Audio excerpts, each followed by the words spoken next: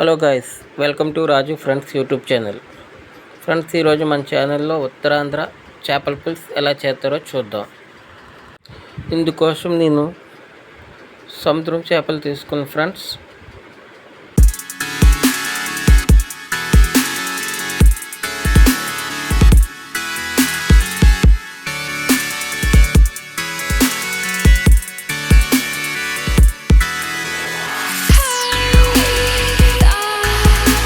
Friends, నేను తీసుకున్న చేపలను ఉప్పేసి నీట్గా క్లీన్ చేసుకున్నాను ఫ్రెండ్స్.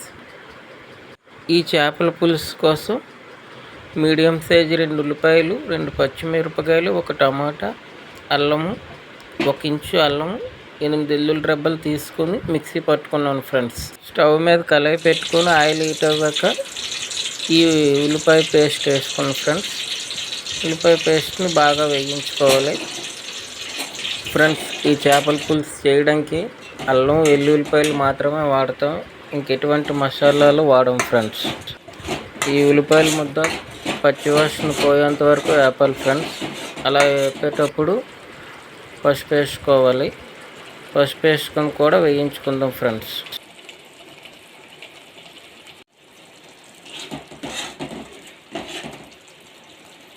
ఇలా బాగా అయ్యాక పచ్చిమిరపకాయలు, కరివేపాకు వేసుకోవాలి ఫ్రెండ్స్.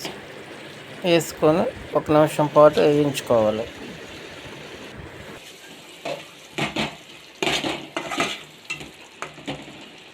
ఇలా వేయించుకున్న తర్వాత 2 స్పూన్స్ కారం వేసుకోవాలి ఫ్రెండ్స్. చేపల పులుసుకి కారం చాలా ఎక్కువ పడుతుంది ఫ్రెండ్స్. 2 or 3 స్పూన్స్ కారం వేసుకుంటే చేపల పులుసు టేస్ట్ చాలా బాగుంటుంది. మనం తీసుకున్న చేపల క్వాంటిటీ బట్టి కారం వేసుకోవాలి ఫ్రెండ్స్. ఇలా కారం వేసుకొని బాగా కలుపుకోవాలి ఫ్రెండ్స్.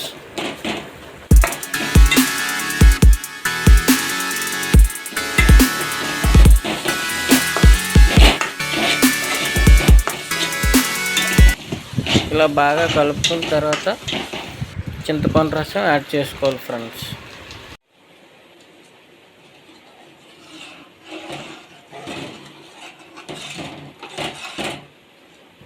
ఫ్రెండ్స్, చూసారు కదా, చింతపండు రసం వేసుకున్నాం, చక్కగా ఉంది. చేపల పులుసు కల్లా పలచగా ఉంటే టేస్ట్ వేరే లెవెల్లో ఉంటుంది ఫ్రెండ్స్. అందుకనే కొంచెం వాటర్ వేసుకున్నాను. వాటర్ యాడ్ చేసుకున్నాక సాల్ట్ టేస్ట్కి తగ్గట్టు వేసుకోవాలి ఫ్రెండ్స్.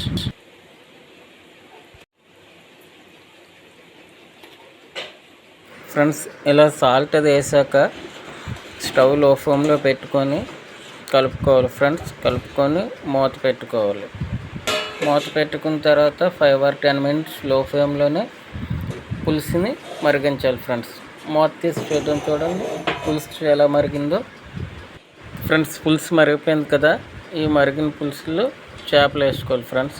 ఇందాక సముద్రం చేపలు అని చెప్పాను కదా, ఈ సముద్రం చేపల పేరు కానాగడతలు అని చెప్పారు ఫ్రెండ్స్ మా అమ్మ. ఈ చేపల పేరు ఇందాక తెలియక సముద్రం చేపలు అని చెప్పాను మీకు. ఈ చేపల పులుసు కారము, పులుపు మీద ఆధారపడి ఉంటుంది friends.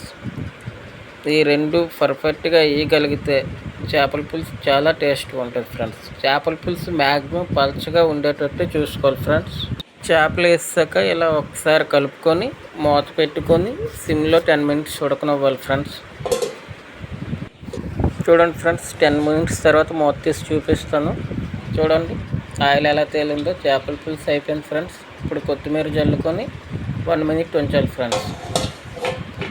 Please like and subscribe చేయండి ఫ్రెండ్స్. చేపల పులుసు అయిపోయింది, స్టవ్ ఆఫ్ చేసేసాను. టేస్ట్ అయితే మా అమ్మగారు చూశారు, నేను ఈరోజు తిన్నాను, చాలా బాగుందని చెప్పారు ఫ్రెండ్స్.